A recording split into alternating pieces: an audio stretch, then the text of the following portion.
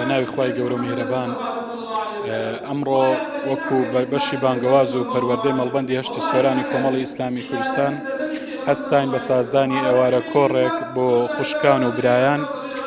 بە بۆنەی ئەوەی کە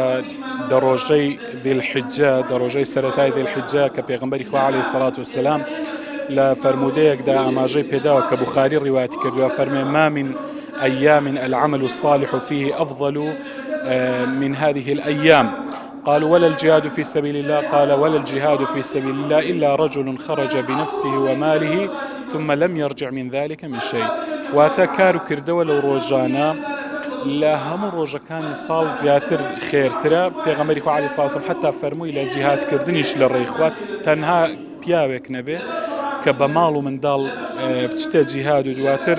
نەگەڕێتەوە تەنها ئەو کەسە نەبێ ئەگەنا کار و کردەوەی باش لەم ڕۆژانەدا لە هەموو شتێک خێرترە. جا لە سۆنگەیەوە ئێمە هەوڵماندا کەم ئێوارە کۆڕەسازکەین بۆ ئەوەی خوشکان و برایان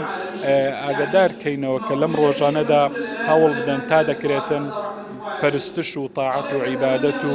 زیکر و تەسبیحات زۆر بکرێتن بەو هیوە ئینشاءالله.